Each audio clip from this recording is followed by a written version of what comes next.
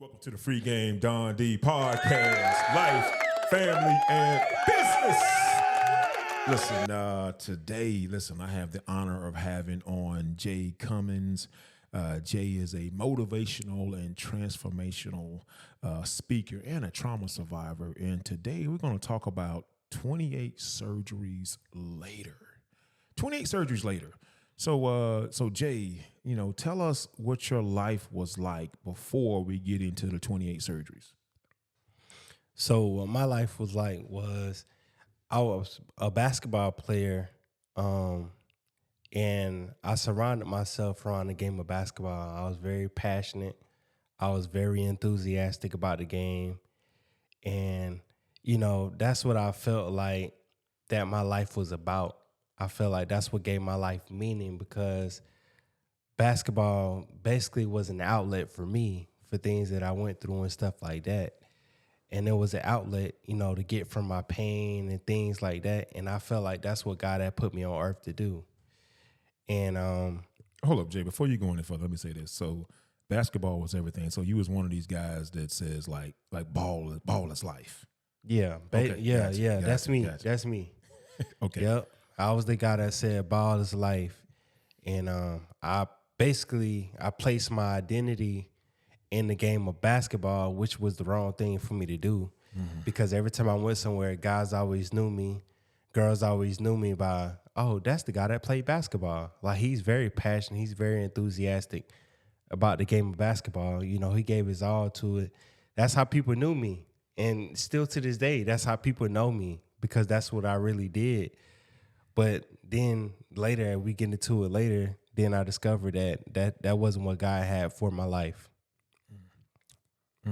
Yeah. So tell us a little bit about, I guess the way you grew up, just some things pre, the 28 surgeries, like maybe where you went to school at, maybe some of your college offers and things of this nature.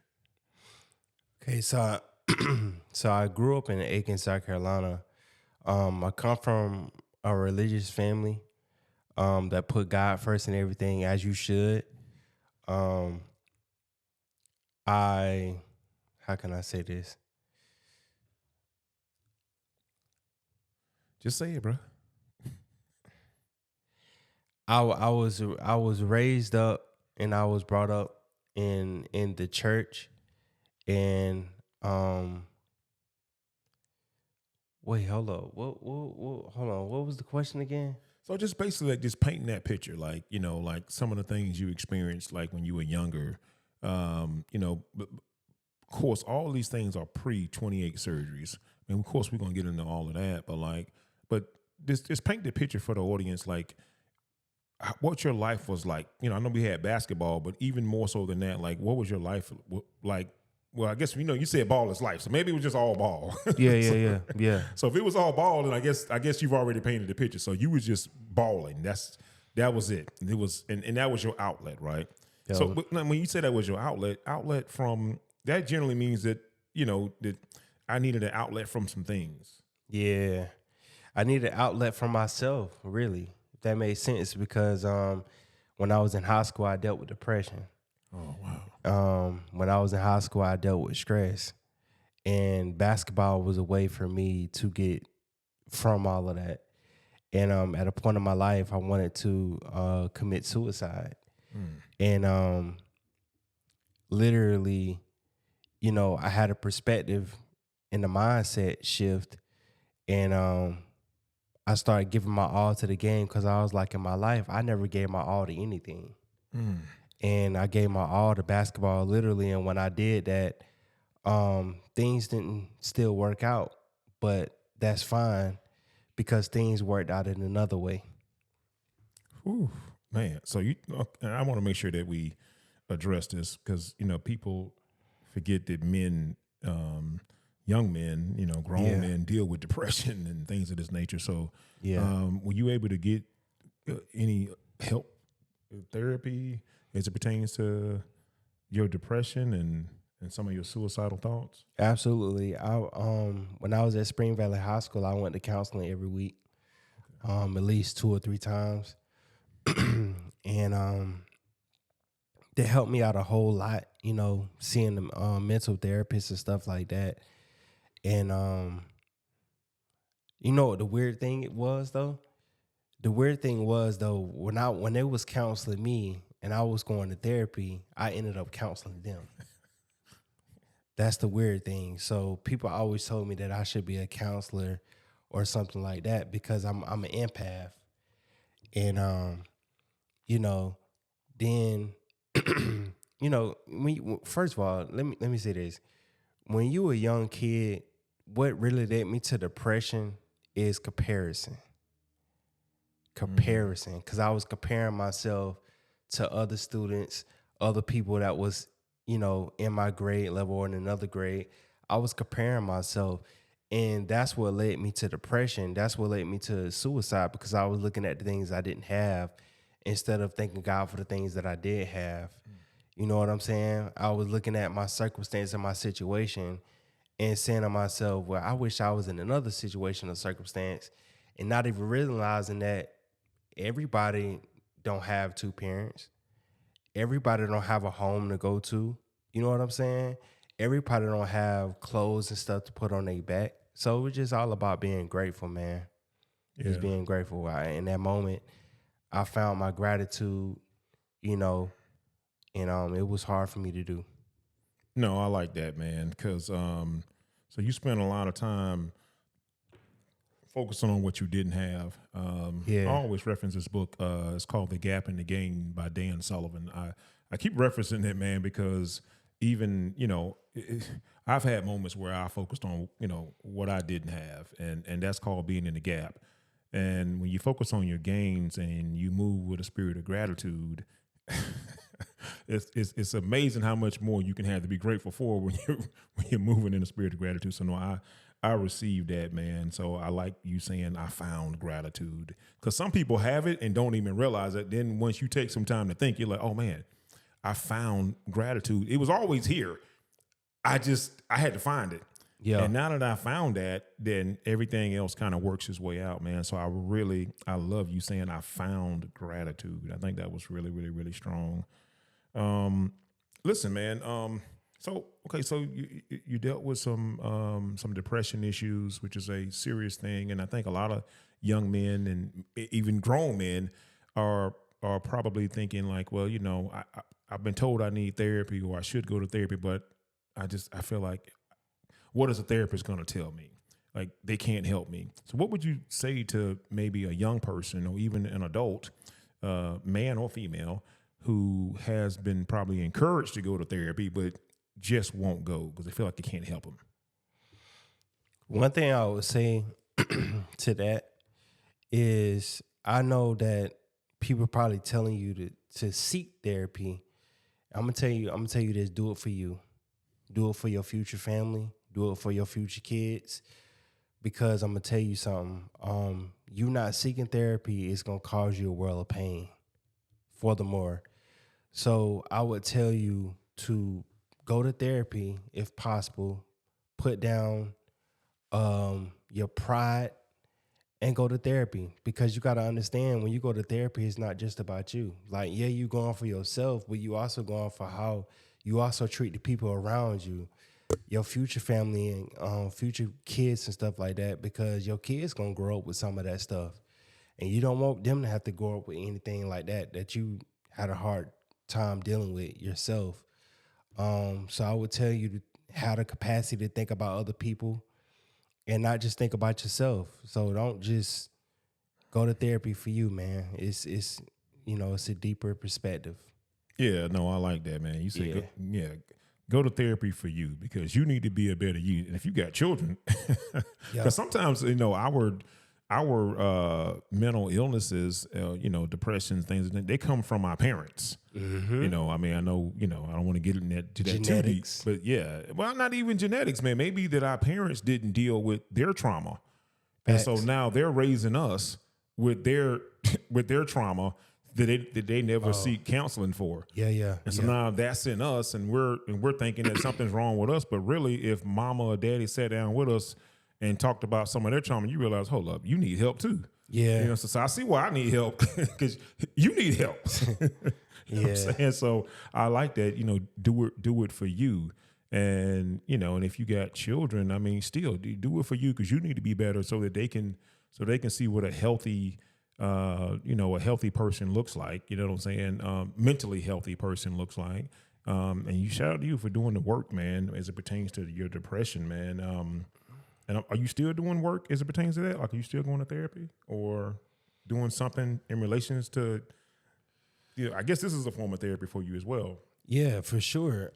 We all seek therapy in different ways, whether it be music, whether it be conversation, whether it be going outside in nature and stuff like that. We all really seek therapy. So yeah, of course, I'm doing things like that. The main thing of it is, though, it's about being socially aware and aware of your therapy needs. You know what I'm saying? Because the reason why I say that is because when you're aware of the things that's going to come from your family members and stuff like that, you can attack it on cue.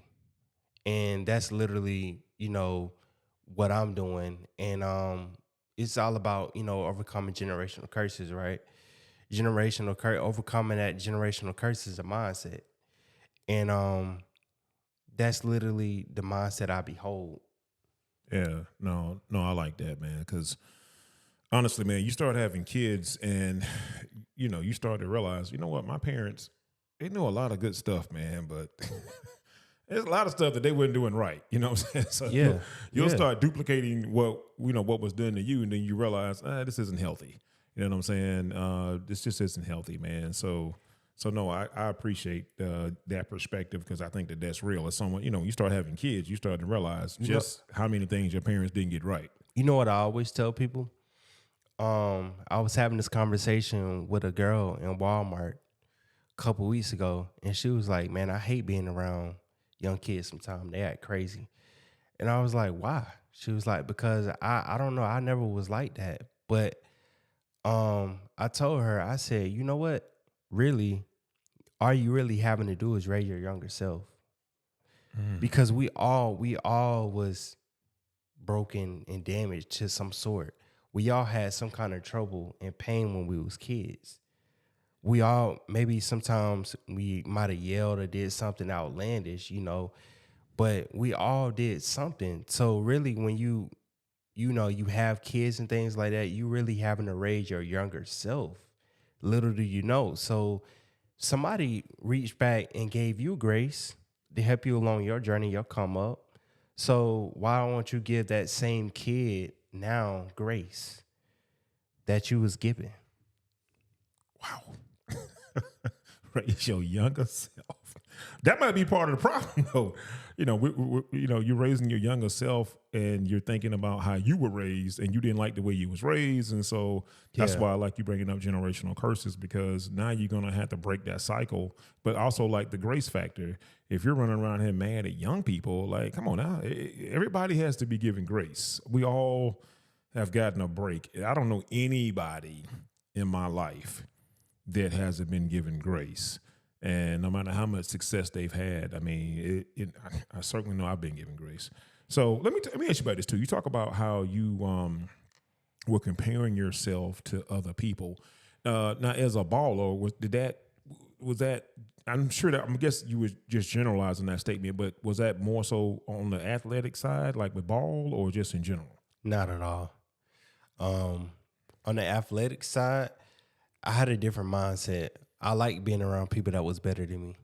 I like playing against people that was better than me, because I know that will only increase my ability, my skills, and my gifts, what I did have. And my gift was shooting. I could shoot the ball, 3-point shot really well. So getting around people that was better than me also pushed me to be a better version of myself. So I wasn't, that person that I didn't want to be around anybody that was better than me. No, I wanted to be around people that was better than me on purpose. Oh, okay. All right. I like that. Yeah. So listen, man, now let's get into the 28 surgeries later. Let's get into that. So kind of paint the picture as to, how you got to this point of um, of being a trauma survivor and everything you've gone through. You know, tell us about, I guess, what happened and how you end up having the 28 surgeries and rehab and all that good stuff. And then we'll talk about life after that. So what does that look like, man? 28 surgeries later. When I was in high school, I was only eligible to play 1 year of basketball because I was a C&D student, and I didn't realize I had A and B potential till later on in life. Because when I was in school, I procrastinated a lot. I wasn't I didn't allow myself to be vulnerable and raise my hand and say, "Hey, excuse me, miss, I need help with this assignment. Could you furthermore help me?" That's something that I struggle with, and that led to me failing ninth grade, and I ended up staying back when I was in ninth grade. So when I graduated, Hold on one second, Jay, before you keep going. And you said I didn't allow myself. I didn't give myself permission to be vulnerable so that I could learn. So there's a level of vulnerability required to raise your hand. And listen, even as grown folks, folks are going to events where they're trying to learn something. They're not raising their hand because but you gotta allow yourself to be vulnerable. I like that. So but keep going. I had to, and because you didn't allow yourself to be vulnerable, you ended up, failing. Yep. Wow. But go ahead. There's a lesson in that. So I just wanted to get that out. So my junior year, I was eligible to play. I transferred from Spring Valley High School in Columbia, South Carolina. I transferred because I wasn't eligible to play my sophomore year because I still had 2 Fs. So I ended up passing my sophomore year out. I sat a year out and just worked with a personal trainer, Rod Rose.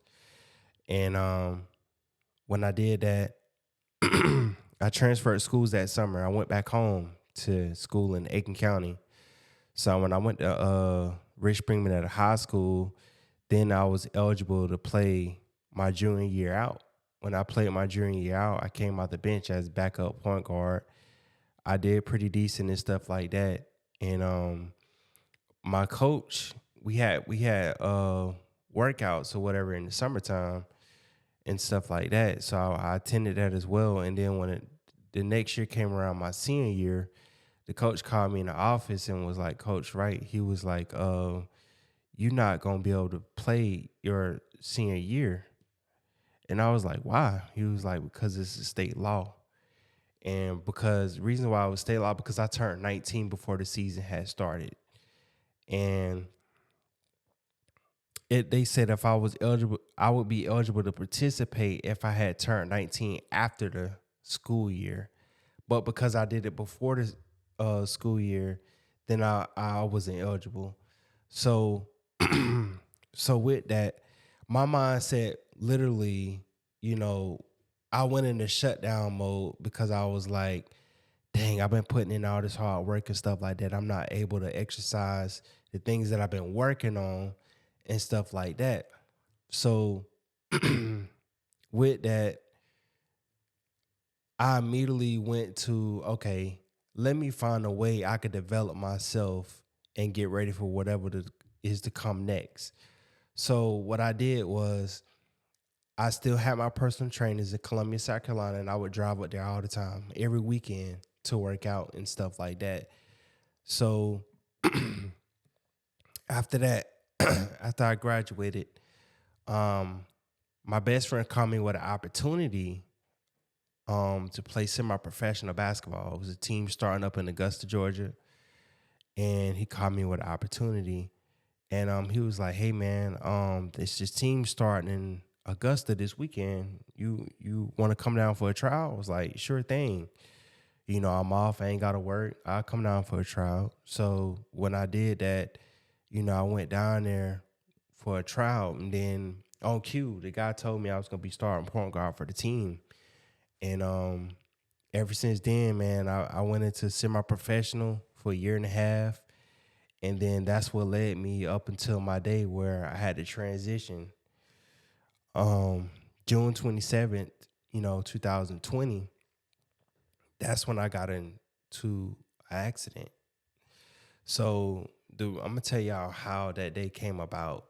So before that, my best friend had called me. The day before that, my best friend had called me, asked could he ride with me. And I was like, sure thing, bro. You can ride with me. So that next day, that morning, I went to his mother's house to pick him up. When I went to pick him up, we had went to Kroger's. We left from there and went to Kroger's. And we went in and got us a snack and stuff like that. We came back out. We took a picture with I took a picture of my best friend and my cousin and our coach. And then after that, after we took that picture, we got on the road and was heading up to Georgia. So going up to deep south Georgia was a couple hour drive. So when we had went up there, you know, later down the road, my best friend asked me, he tapped me on the shoulder and was like, hey man, I'm gonna ask you a question. It's been brewing in my spirit. I was like, okay, shoot me your shot. And he asked me a question. He was like, man, what would you be doing if you weren't playing basketball? And I was like, you really got to give me a question like that this early in the morning, man? It's early. So I answered the question, and I was like, when I was in high school, I used to walk the hallways and listen to Les Brown and Tony Robbins, motivational speeches, Eric Thomas. So I began to tell him that I would go into motivational speaking. And he was like, really? He was like, Jay, I don't see you as a motivational speaker, bro. Like, you on the quiet, you on the timid side. And I was like, yeah, man, I agree. I've been like that all my life. You know, even when I was in school, I was more so shy and stuff like that. I didn't even want to get up and do a PowerPoint. You know what I'm saying? Because I would get up in front of people and turn red. So I asked him the same question. And I was like, so what about you? What would you do if you were playing a game of basketball? And literally he looked at me, man. He said, I'm going to tell you this because I trust you with this. He said, man, I would go into drawing. And I was like, what? Drawing? And he was like, yeah, man, I've been a gifted drawer since I was in middle school. So he was like, I never really told anybody that because people used to pick on me because I was a gifted drawer. And I guess that was uncommon, so that's why people picked on him. So long story short, we got to the basketball tournament, and the guy called us over in a big old huddle. And he asked us, he was like, man, why are you guys here? Like, we all looking around. We're looking around like, what is this guy talking about? Like, of course we're here to play basketball. We're here to hoop. And he later asked us, he was like, the reason why I asked you that question because there's no money in semi-professional basketball. Like, you can't sit up here and take care of a family and you call yourself playing semi-professional basketball. Like, come on now. You know what I'm saying? And to be honest with you, I don't think none of the guys wanted to hear that, especially me. I didn't want to hear that. And But y'all wasn't playing for y'all wasn't there for the money though, right? I mean, y'all was just not at all. Not at all. We were just there for the passion and love of the game. Right. You know what I'm saying? So next thing you know, I raised my hand up, and because he asked us a question, he was like, man, what do you really want to do if you weren't playing basketball? And I was like, again, it's kind of coincidental because I'm like, dang, my best friend literally just asked me this on the way up here. And literally, I raised my hand up and said, I would go into motivational speaking. And he looked at me, he was like, oh, that's different. I like that young man. Next guy, he raised his hand up and said, I would do chemical engineering. I was like, dang, you going after the big bucks. You know what I'm saying? And, after that, long story short, we had to play a total of 3 games. And the 3 games we played, I won MVP. And when I got MVP, I took my MVP photo after the game, after the tournament and stuff was over with. And I sent it immediately to my mother. And my mother noticed that she didn't hear back from me. And so my best friend got in the car with me, because he was riding with me. After the tournament, we got in the car, and he was like, man, you kind of hungry. And I was like, yeah, I'm hungry, bro. I ain't really had nothing to eat. So we went to Subway, And when we went to Subway, got something to eat, um, then, I got a cold cut fruit punch. She got a cold cut with a Hasi or something like that. And then next thing you know, we went down this dark road, because we put in the GPS to his mother's house. We went down this dark road, and next thing you know, I ended up waking up in the hospital.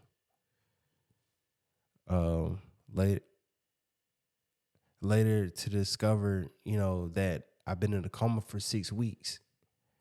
And later to discover that, I've been hit by a drunk driver. Wow. Wow. So you don't even remember what happened. You just woke up to this. Yeah. So we'll speak to, I think when they talk about it being a trauma survivor, they're talking about the physical accident, but there's trauma mentally waking up to that, right? So let's speak to that. When I woke up in the hospital, my dad was sitting beside my bedside, and he was tapping me on the shoulder and stuff because I asked him what happened, and he looked at me and said, "Straight up, son, I hate to tell you this, but you got hit by a drunk driver." And I asked him, I said, "Did my best friend make it?" And he was like, "No." So after that, I literally broke down and started crying. I didn't know what to do. I didn't know how to react.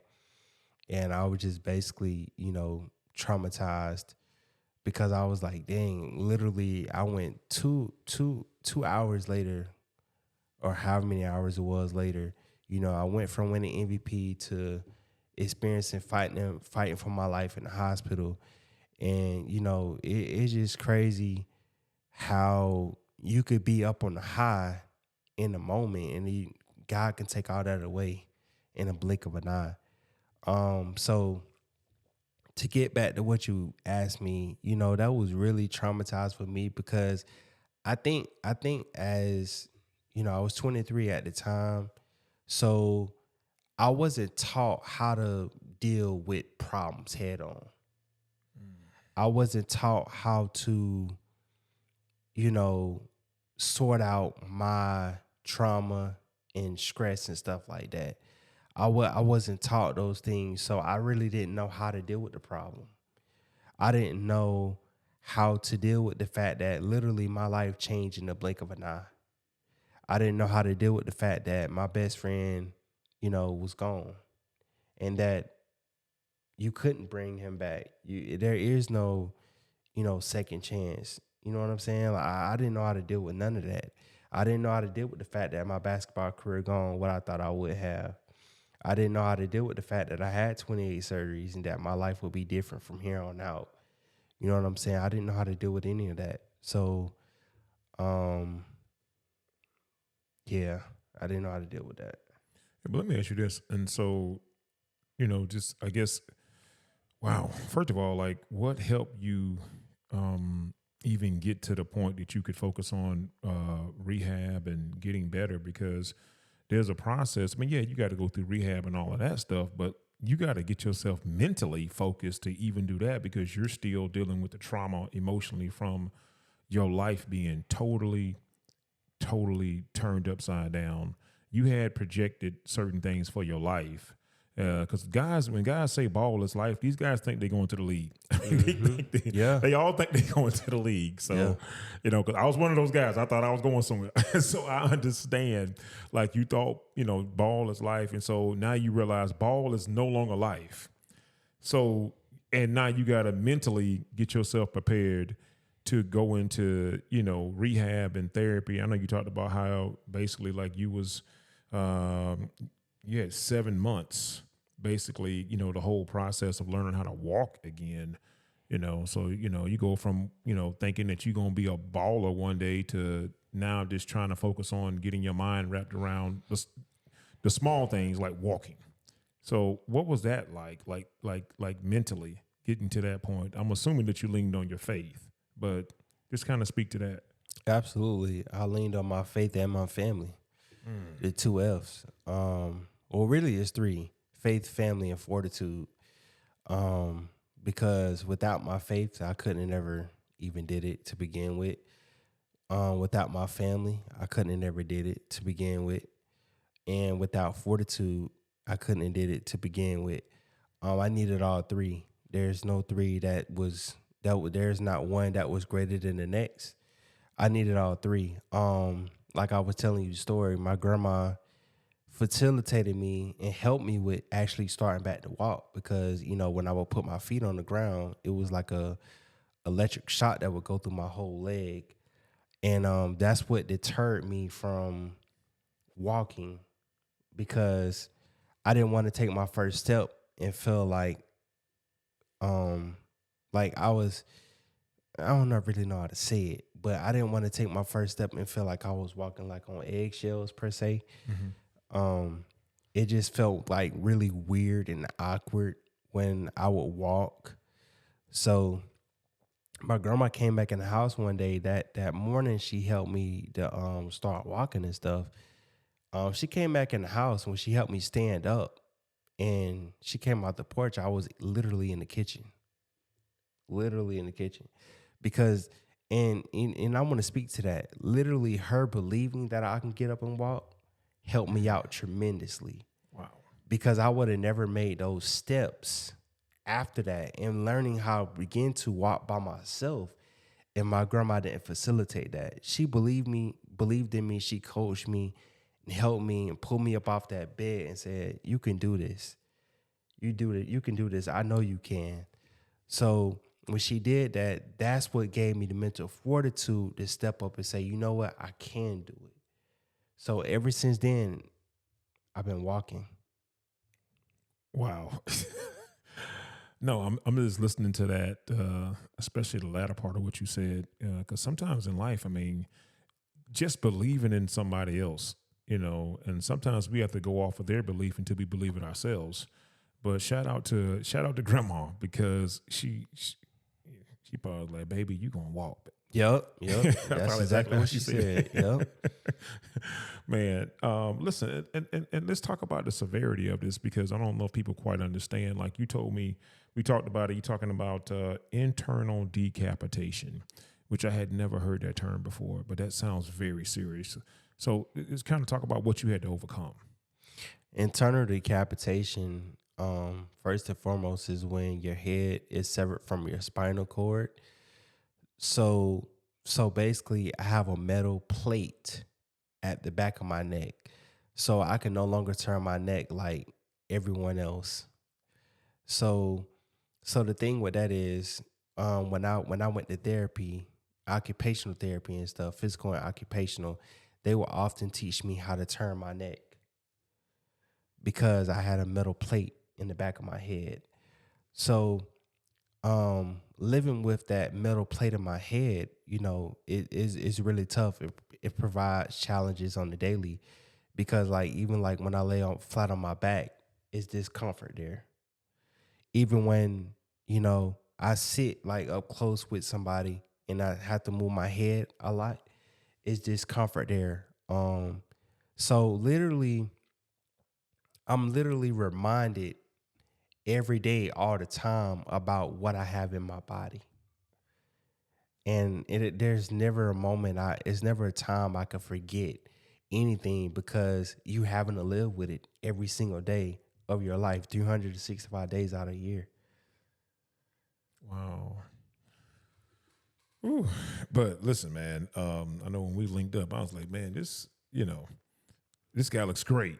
So nobody would, that's crazy. Like no one would know, what you've gone through by looking at you, man. So shout out to grandma, so you can put some respect on grandma's name, and put some respect on your name. You talked about the fortitude piece. I really like that, because you can have faith in family, but if you don't have that fortitude within yourself to know that you can do this, or to believe that you can do this, you're still not going to do it. Yeah. Where did you pull the fortitude from to come back from something like this? Where I pulled my fortitude from is shifting my perspective.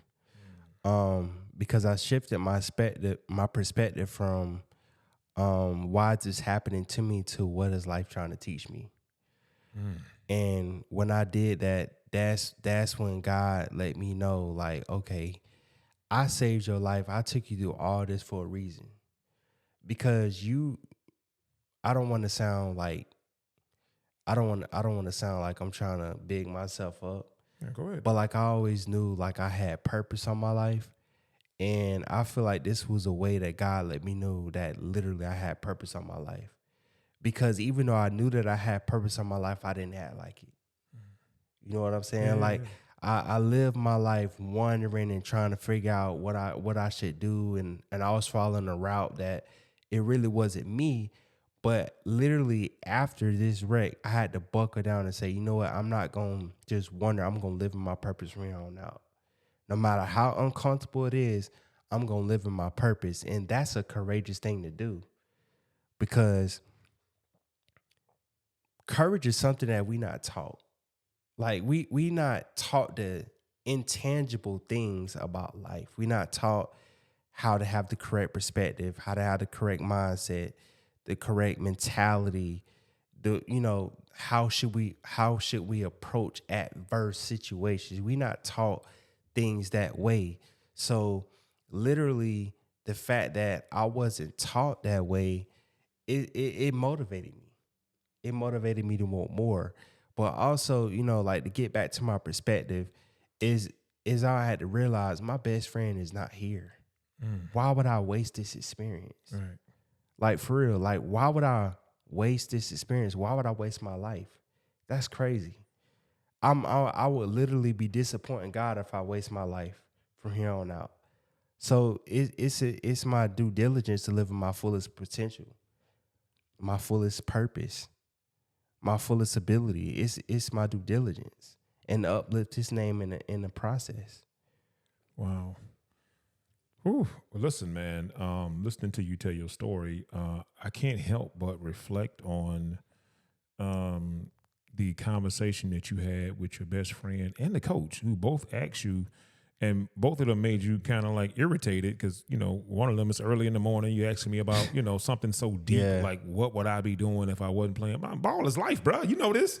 And then you got the coach. You're here to play ball, and he's talking to you about how there's no money in this. And both times you answered the same thing, though, which was basically like, I'll be a motivational speaker, which I'm sure that was not what they expected to hear.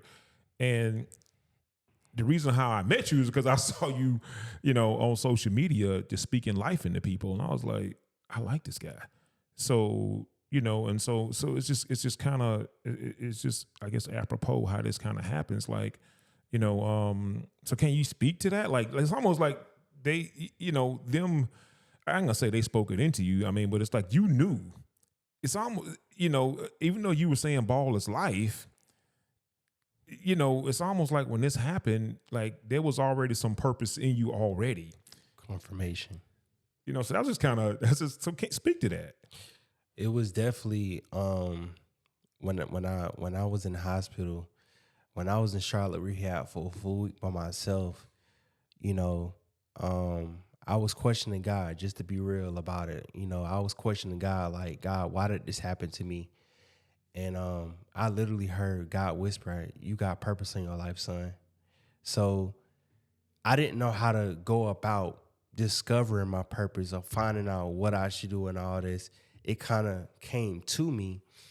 But the thing of it is, like, in my life, I always knew that I was here for a greater meaning than just basketball. And I didn't want to really accept that because I didn't know what it was. So I went the more comfortable route and just pursuing that. But when you speak on purpose, right, most people think purpose is like tied to money or finances, stuff like that. Nah, bro, like purpose is just serving people, man. You know what I'm saying? Like I was telling you, the currency, the elevation is service. I like that. Yeah. So when you really on the mode of I'm in my purpose, you just got to find your people to serve in whatever capacity you can do it in. You know what I'm saying? I like that. I'm big on taking notes, man. Currency is the elevation of service, and when you in your purpose, you just got to find your people to serve. Yeah. When you in your purpose, you just got to find your people to serve. Yeah. Man, I listen, bro.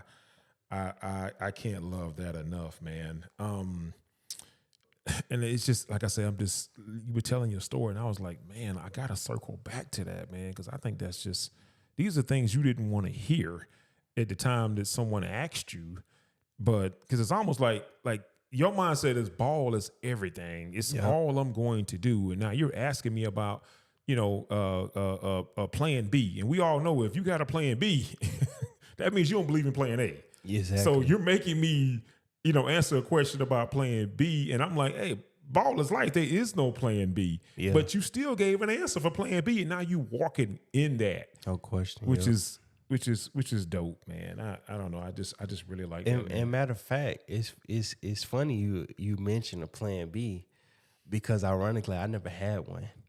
I never had a plan B because I didn't believe in it. I only believed in a plan A. And, I told my teacher that one day when I was at school, and he looked at me and said that was foolish. And I never understood what he was talking about, but I understand it now, because sometimes life happens and you're going to need that plan B. You know what I'm saying?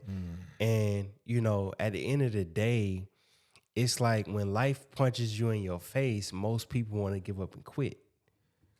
You know what I'm saying? But it's like, what are you going to do about the punch in the face, though? How are you going to respond? I often say it's not about what you go through, it's how you respond to what you go through. And, that's literally a testament to your individual character, your individual mindset, your individual mentality, your individual work ethic. It's a testament to those things. So life will expose you in different ways. Little do you know. Jeez. Yeah. Free game JC. No, man, because I love all of that, because even in business, like, things happen, and, and as leaders, we try to keep everybody calm, saying we just got to change our perspective a little bit. Yeah. It's all good, saying. So I like the way you talked about how important it was, and even success in general is related to your ability to be able to shift your perspective in times of adversity. Not when it's good.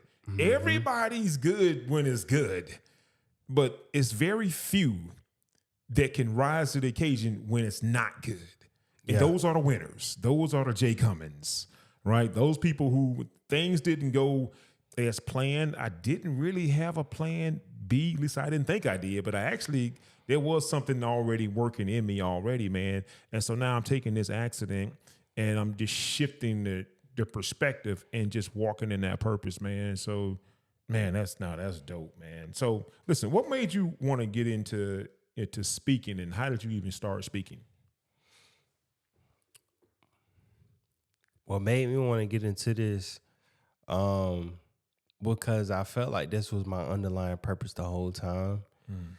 I already kind of did it, but just on a lower tier level, because basically, I was already encouraging people through conversation, and I did that all my life, and I didn't really look at it as like, well, I'm encouraging people, or I'm trying to, empower people or anything like that.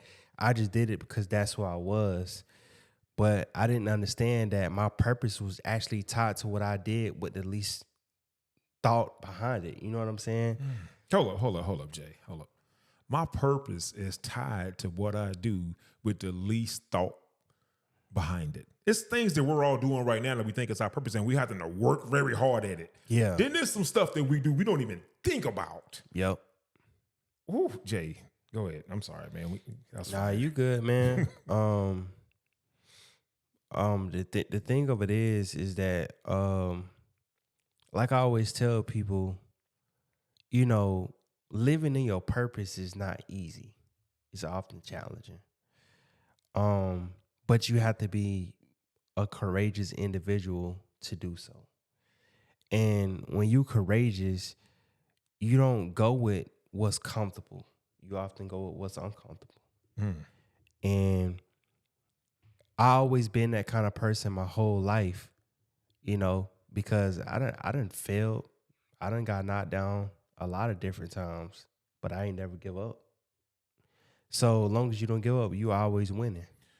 Let me ask you this, Jay. There's people listening to this, like, they see you doing your thing, they see you speaking and motivating folks, and especially I know we talked about it, how like you do a lot with children who have disabilities, motivating them to come back from their traumatic injuries, not just physically but also mentally. But when people talk about purpose, I love what you said, because some folks, they hear about purpose, but they don't even know how to identify what their purpose is. But it's that thing that comes the easiest to you without you even thinking about it. So those of you watching this, you're thinking, well, I want to walk in my purpose, but I don't know what it is.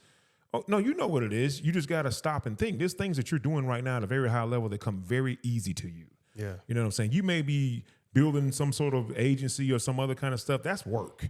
There's some other stuff where you're speaking life into folks. That's easy. That's probably who you really are. That's probably your real purpose. That's what you probably need to truly be doing. This other stuff is just, it's just things that are in the way. You know what I'm saying? So I really, even the ball, you were like, my initial purpose is what I'm doing, right? I mean, ball was, you thought ball was life, but it really wasn't. It really wasn't life. But you know what the crazy thing is, though? Like, for example, my grandmother. I love my grandma to death. And I talk to her all the time about this. I'm like, I think your purpose was actually serving people. It wasn't to necessarily, work on a job, because literally what my grandma do, she literally an entrepreneur, because she know how to bake really well. She know how to decorate. She been doing things like that all her life. So I'm like, literally, you operating from a space of an entrepreneurship. You know what I'm saying? But literally, she just didn't believe in it. You know what I'm saying? So it's like, the reason why I mention that is because some people out there is working a job right now that they don't even like, but going home, making pies, decorating baby showers, and doing all this other stuff. And you're not even realizing that you literally operate from a place of entrepreneurship. All you got to do is just have a little faith and a little courage to believe in yourself. But how do you believe in yourself? It's like you wanted to, ball was life, but then you got a coach telling you can't make no money off of this. You're not gonna make no money doing semi-pro. There's a young lady out here baking pies and baking cookies. You can tell her to believe in herself. She believes in what she can do, but society is telling her, oh, you can't make you can't make it doing this. You need to keep clocking in every day. You need to keep doing that because you can't make it. You know what I'm saying? Doing this. I mean, like, what do you tell them? I mean, it's several ways to look at that, because you know how like businesses have reviews, right? Right. And some businesses look at their reviews. Like they go off what they people say, right? So if they leave a good review, then that'll motivate you to keep going forward. So it's basically like the same concept with you. Like, if you can bake pies and you saying people, them same people that you're giving the pies to, saying they want more of them because they taste so good or whatever like that, then that should keep you and inspire you to keep going forward, right? Then also, it's a two-way look at it. Like, if you put the work in, there's no way you could put the work in that much and not believe in the work that you put in. You see what I'm saying? So, like, it was the same way with me in basketball. I had 3 different personal trainers in Columbia, South Carolina. I drove an hour away every weekend to work out with them. I believed in the work I was putting in. I didn't have nobody to really tell me, like, I'm not going to say that. I didn't need nobody to tell me to believe in what I was putting in. I believed in it. You know what I'm saying? Because if I didn't believe in what I was doing, I wouldn't have been doing it. Right, for sure. You know what I'm saying? For sure. But I also like what you said about the currency to elevation and service. So if baking cookies and pies, that's your thing, you may be giving it away for half price. You may be giving it away for free because, you know what I'm saying? like because you're trying to get your product out there. You're trying to get people to like it. You're trying to get reviews. You're trying to do all these things, but you understand that the currency to elevation is service. And if I serve enough folks, if I do enough things that I feel good about doing, I'm going to get what I need. I mean, I love that, because sometimes in life we're doing stuff. We're even helping other people build maybe their business, and we don't get any credit. You know what I'm saying? Especially not publicly. But because that's something that's in us, and that's what we want to do, and we feel good about it. Whatever is meant for us is going to come back to us. That's right. But also understanding that there's always a need too.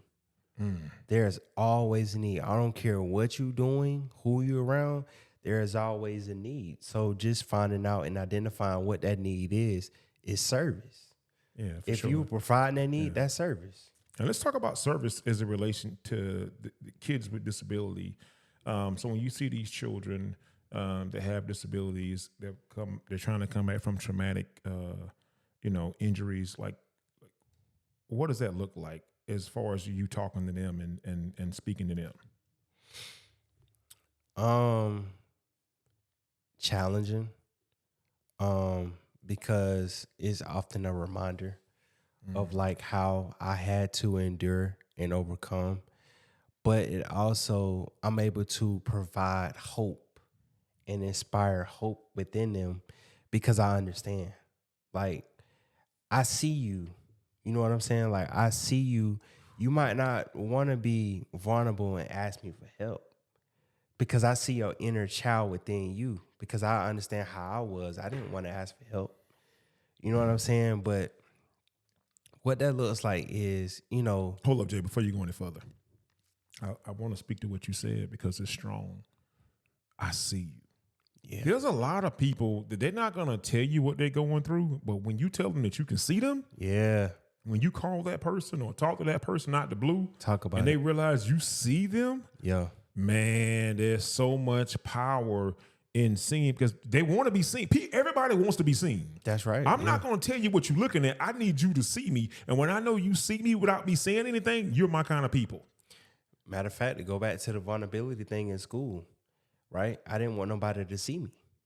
That's why I wasn't vulnerable. But you wanted to be seen by the right people, though. If they could relate to you and they saw you without you saying anything, yeah, you probably would have talked. You probably would have talked. You know what I'm saying? Yeah. You know what I'm saying? I agree with that.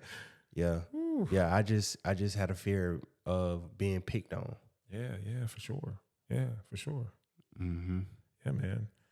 So shout out to you, man. Helping these young kids, come back from traumatic, injuries. And I know you also talked about how you just talk to students, just giving hope to people. And people do need hope. They do need to know that there's someone that can relate to, their struggles and what they deal with, and it actually see them. So I think that's strong. Absolutely. Being that reminder to them to that you can overcome whatever you're going through, because I overcame. And what I mean by overcome, I'm not saying it'll go away forever, but what I'm saying, just getting out of that current predicament or situation, that you in. Because one thing about me, I have a brain injury, right? And I have the most severe brain injury it is, diffuse axonal. So I will never get rid of that. That's something I got to live with for the rest of my life, So it might be somebody else I can encourage with a brain injury. You know what I'm saying? And that's what it's all about, man. It's about giving that love back that I receive. It's about giving that grace back that I receive, from those doctors and from God and stuff like that. That's what it's about, man. But the thing is, I want people to see the God within me. I want people to see the God within me. So I want to exemplify the same grace that I was given from him, because look at my life. My life was saved under the worst situations, the worst predicaments. So if he could save my life, let me give you that same grace. Yes, sir. Yeah. And listen, and even going back to some of the things that you've gone through, you was told that you was never going to walk again and talk. And of course you're doing both. So, I mean, what does this do to your psyche? Well, I guess initially, I don't think you really believed that when you first heard it. Or did you believe it?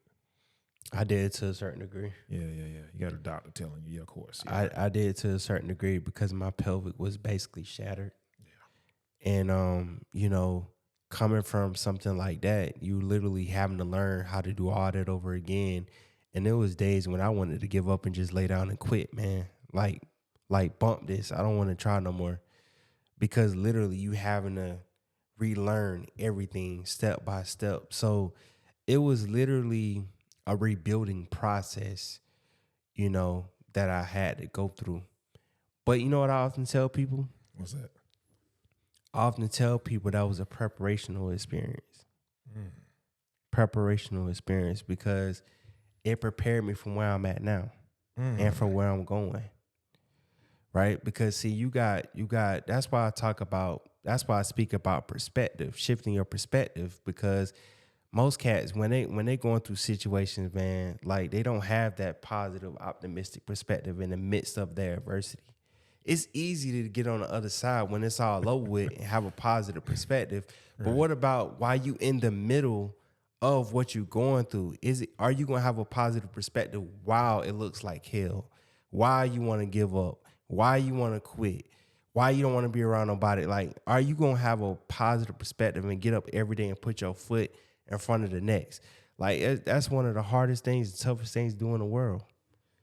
Ooh, man, listen, man. you over here preaching, man. But no, I love that, man, because anybody, I think I talked about this earlier in the podcast, like anyone can have a great perspective when everything is ideal. That's why I say there's a difference between planners and preparers. Preparers are prepared for everything, no matter what happens. And sometimes things happen outside of our control, but when you're prepared, hey, you make that adjustment and you just keep going. Because now you just look at it totally different. Well, like you said, Jay, this ain't for me. God has something else for me. We just change perspectives just that quick, and everything changes. Your perception, the perspective, everything changes, and you keep going, man. And so I really think that that's strong, man, because you really can tell what someone's made of when they're dealing with adverse situations. Like I say, we talk about business here, and even in our industry, this was a shaky year, but for us, we just, we changed the perspective and we kept winning. You know what it is though? Like for adversity, this is one thing that I heard Inky say.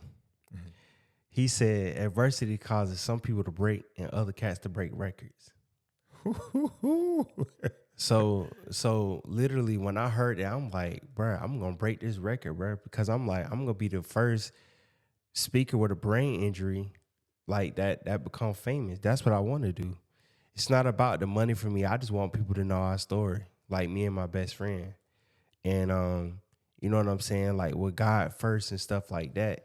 I just believe all those things can happen. Wow. No, adversity causes some people to break and some people to break records.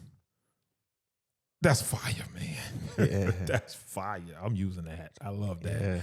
Yeah. Because it's so true, man. Because if you and someone else may have the same exact injury, but your perception and your perspective, you're here doing the podcast, walking, doing your thing, that other person may not be.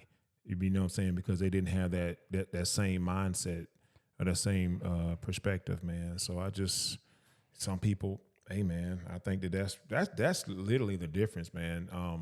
Like I say, I just think about people that are in certain industries. We're all in this industry together, but when some stuff happens, some of y'all break and other people go break records. Because while you're breaking, I'm not breaking. I'm breaking records, man. I'm gonna keep doing what I do. I'm taking it to another level. I'm really gonna be all in. Because when you have something like this happen to you, you're really all in on your purpose in life. Every day is like, oh my God, I woke up. People sometimes they'll ask me. They say, Don, how you doing? I said, I'm doing great. If someone told you I was complaining, they lied. I ain't complaining about anything. Like, long as I'm waking up, and I know that's your mentality. Long as Jay waking up, we winning. Mm-hmm. Yeah, and we're going to take advantage of the day. You know what I'm saying? We're going to pour into somebody. We're going to talk to somebody. Whatever we do, we're going to do it at a high level, man. So I love that for you, Jay. That's great. Go ahead. This whole experience made me appreciate life on a whole nother level, man. Um, from like when I was in the wheelchair and I couldn't walk, it made me appreciate my legs. The fact that I can get up and walk. Like, you know what I'm saying? The fact that I can talk, it made me literally appreciate the common things that's really expected. But see, when you're in a situation where the common things is taken away from you, that should automatically uplift your gratitude. And like with me, it uplifted my gratitude, man, because, you know, it just made me see life from another perspective. Like, okay, what you gonna do when you don't have this? You're not able to talk. You're not able to converse with your family and tell them what's going on. You're not able to walk to the refrigerator on your own. You know what I'm saying? You're not able to bathe and take a shower on your own. You know what I'm saying? So literally, man, you know, that's why I tell people, man, you know, find your gratitude for real. Because while you focusing on problems, focus on your blessings. It's a mindset. And you know, it's just really all about, you know, like I said, the mindset. It's just really about focusing on blessings, things to be grateful for, and not focusing on problems. That's what separates people. I love that. Yeah, I love that. So let's real quick. Let's talk about, like you talked about, the importance of having a why. So what is your why? And how does it fuel you? I see you over this. I see you over there smiling, but like, how does that fuel you? And what is it? First and foremost, my why is my best friend passing away.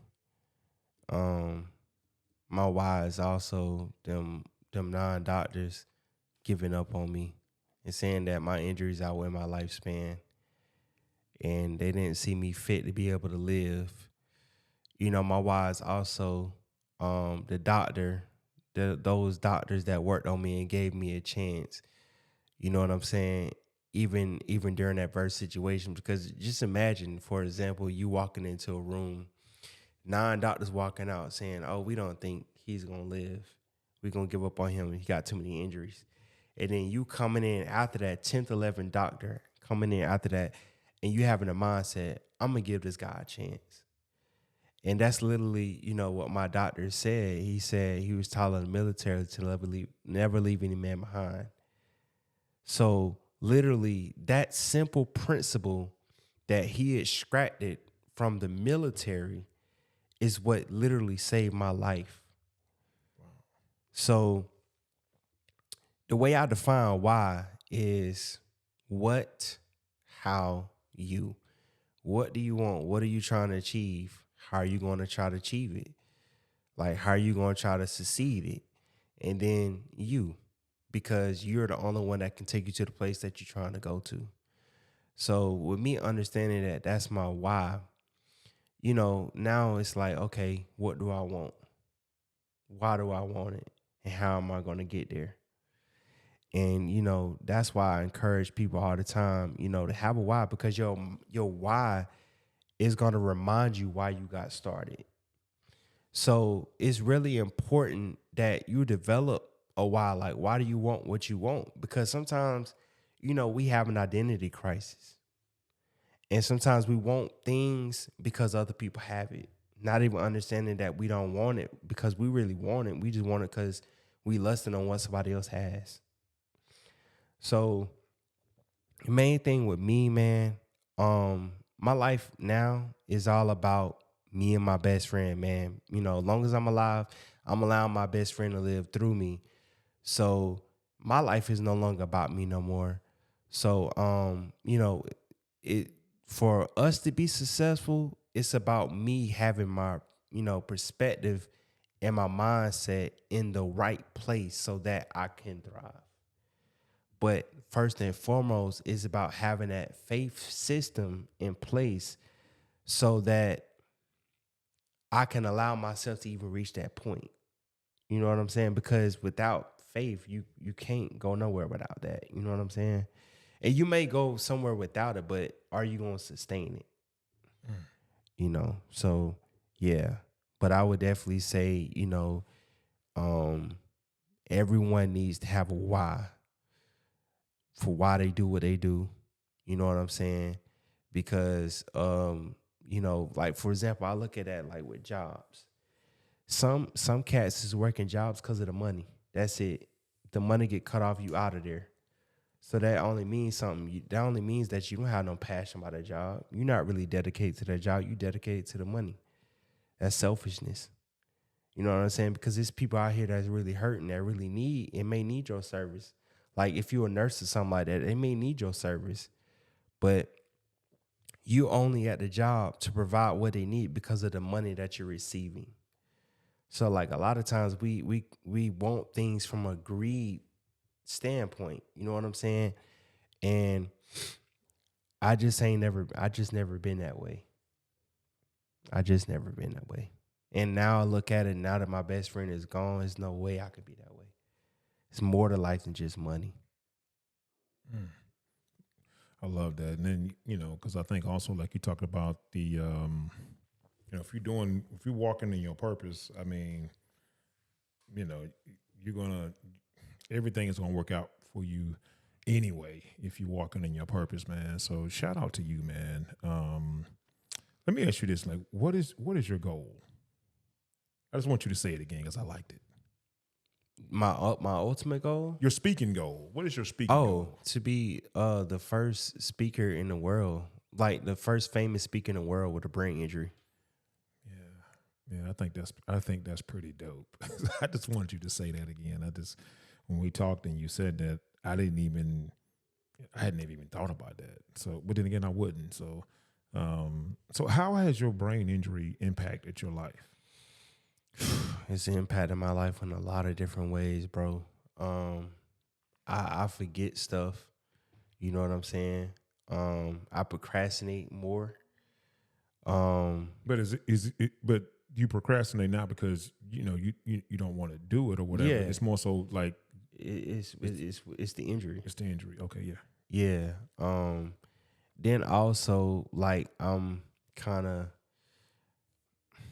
how can I would say kind of like lethargic. I approach things sometimes like lethargic, and it just impacted my life in such a way, bro. Like it's so much to speak on. So I'll tell you this, because when I was watching your videos, let's shout out to you, because I mean I know that I guess you're not talking now. Now that we've talked, I realize you're not purposely talking like that. But it works. It actually drew me in. It's the way it's kind of like you just kind of like slowly kind of like talk, whatever you're talking about, usually it's something inspirational. Yeah. And you're just kind of like just slowly bringing it in. It's like I can hear a little water in the background running or something. I don't know. it's real soothing. Yeah. You know what I'm saying? So you got something good going, bro. So keep doing what you're doing, man. I love it, man. So listen, man, it's been great chopping it up with you, man. I wanted to get you on because I know we met on social media, and I just love your energy, and so I just kind of wanted you to share your story, man. But where can people find you, man? Y'all can find me at Jay Cummins. I'm gonna spell that JACHAEI JAY Cummings CUMMINGS on all social media platforms. All right.